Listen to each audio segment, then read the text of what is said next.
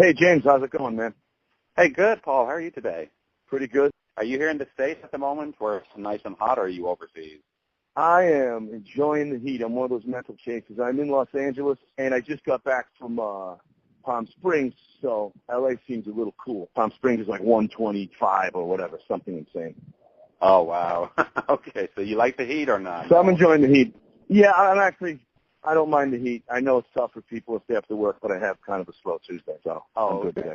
That's cool, that's cool. Well, we're going to be talking about your upcoming action thriller, Vigilante Diaries, in which you star alongside Jason Mewes, cool. Quentin Jackson, and Michael Madsen. But before this became a movie, it was a web series back in 2013 where you and Jason Mewes were the stars. How did it feel, the web series being transformed into a feature film? It didn't. It happened so, I don't want to say an accident. It was not planned. We never envisioned, I didn't anyway, see this as a movie because it was a very episodic type of project. We saw it as just little bits. Actually, it was always envisioned as diaries, something that you serialized on the Internet. So when it did become a movie, it just naturally took on the pace and the scope of a movie. So it just felt like a totally new animal. Being with the same crew and the same characters, that kept it familiar, but the movie is total different. To me, anyway, the whole concept of the movie is light years away from what the show was. So it just felt like a new thing with familiar faces. Right, so you never envisioned the movie down the road at any point? I think that when you're sitting around any project, whether it's a comic book, a TV show, everyone has this fantasy version someday of doing a movie. But the original project was conceived specifically to be taken in small doses on the Internet. So no, I never envisioned the feature version of it, no. Oh, okay. And if you see both, if you can go back in time and see the web series and then see the movie, a lot of the tone is different and it's kind of a very different feel, which I like. I like seeing things take shape naturally. I don't think I ever had a movie in the back of my head. I mean, maybe I did somewhere subconsciously, but I was happy just to be goof around on set with Jason and getting to deal with the immediacy of a web series and see it right away. Well, your character, simply called the Vigilante, is a man of few words, but he more than makes up for that in the action department. He kind of came across as part commando, part Jason Bourne, and James Bond. Did you base the Vigilante in any of those characters, or did you give him his own person? I think when we were designing the characters, we wanted to take a bunch of these iconic lone wolf, roguish heroes and throw them in a world with Jason Mewes. So yeah, there was definitely some Punisher, some Commando, Rambo. The Bond aspect came out more once we made a feature and we realized, wow, we have these international scenes, and you put a guy in a tux, and I think most people immediately just go right to Bond anyway. Yeah. But we were aware of it. Once it became an international bigger thing, we played off that. And obviously, if you've seen the movie, we get a kick out of commenting on just about every movie we've seen growing up. So. Right. Well, many of the actors from the web series came back for the film, but you also got to add a few more recognized names to the cast, like Quentin Jackson and Michael Madsen. Not to take away from the actors you had in the series, but with these new additions, do you feel they helped to elevate the film? I think whenever you bring actors like Michael Madsen or Michael Jai White or Rampage Jackson, they bring, in a good way, they bring their baggage with them. And I know some people would like to meet characters fresh, but I think it's a shorthand. When Michael Madsen shows up, you kind of look at him and you know what you're going to get. Rampage is a lovable, very dangerous man, and we all enjoyed having him on set. So it definitely heightened the project. And I'm sure you know when people are on set, as much as we like working together and we feel as each other are colleagues, we're all fans. So those guys being on set kind of amped up the energy level for everybody involved. Right. Well, yesterday I spoke with Christian Sesmet, the director of the movie, and both you and he wrote the script together, and I couldn't help but notice all of the George Lucas and Steven Spielberg references from DHX 1138 and Star Wars to Indiana Jones. Did they help inspire you to want to make movies also, or did you find that inspiration somewhere else? I think Christian and I have a similar film language where we appreciate those kind of movies, and we realize that at this budget level, we wouldn't get to do such iconic scenes.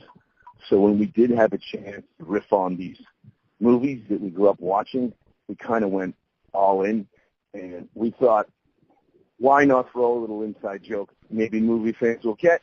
And if they don't, it kind of works within the scene. Absolutely, the inspiration for that whole movie was a very unique chance because of the way the project came together to kind of do a lot of scenes and iconic moments that you don't get to do on small independent movies. So we really just went all in, and instead of hiding it, we wanted to be honest. Hey, we realize we're just riffing on these movies people love. We hope you get a kick out of it. Right. Yeah, I pretty much caught up on all of the references, and as you were saying these lines, like when Ray kisses you and says, "That's how we say goodbye in London," it was a direct reference to the last. Right. And I got that immediately, and some of those were written in the script. Some of those are in there in the script, and Chris is very, he's very meticulous. He'll put stuff on the page, but he's also cool with, in the moment, as I'm sure you know, in the moment, sometimes things pop up, and you just go with it.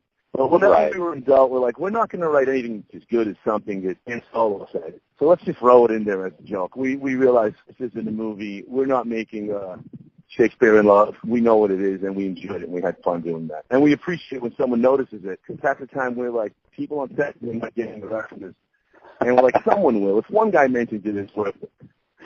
I did. I got most of the references there. He even made a reference to RoboCop, and I wasn't a big fan of that movie, but pretty much anything with Indiana Jones or Star Wars, I appreciated that. Oh, yeah. Well, I found your vigilante character much like James Bond. He could beat up the bad guys wearing military clothes, and then the next shot he's wearing a tuxedo or a suit. Did you have more fun playing the character dressed up or went with a military tuxedo? I'll be honest. For someone like me, the tuxedo feels more like a costume.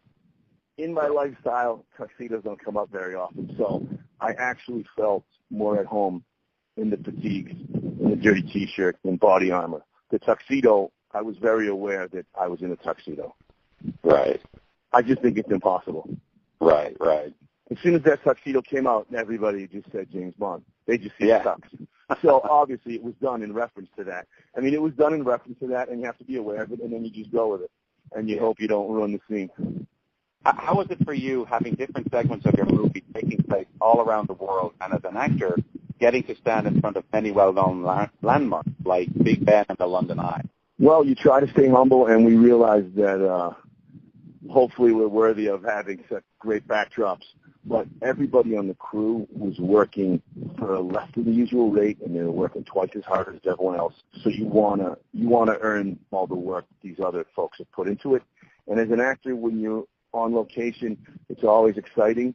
But we realize that you don't get the chance to do this type of scope very often. So to pop from country to country to country, we tried to use them wisely without overdoing it.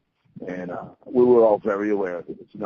It's very difficult to arrange a production where you're moving your crew and your directors to that many countries. And we appreciated and felt at home. And people were so nice to us. So it was a paid vacation, a lot of work, but we enjoyed it and we were very appreciative of it. Even now I look back and I go, man, wasn't that just green screen at a mall? I can't believe some of the locations we had. Well, depending on how well the movie does, do you think you guys might do a follow-up? Well, I think because most of the crew works together very often and the producers like money, I think it's very possible. It comes up all the time. And I felt like this movie was a sequel to itself. So by the time we get going, I'll feel like it's the third one. But it has been mentioned, and you never know. Well, in terms of cast, as well as Quentin Jackson and Michael Madsen, I noticed that James Russo popped up in an uncredited cameo. How did you guys get him into your movie? Yes, he did. James has worked with one of the producers before. He's a great friend of mine and a bit of a mentor. He might not want to admit to that, but you know that now. And he was cool enough to come on board. And again, someone like James Russo, if you know his filmography, when we're like, James, we need you for a day, you're playing Jason Mewes' dad. And I don't think anyone would have called that a bit of casting choice. But Jason was excited, and James was excited, so it's one of those weird things that came together. Luckily, he was cool enough to pop in for us. We really appreciate it.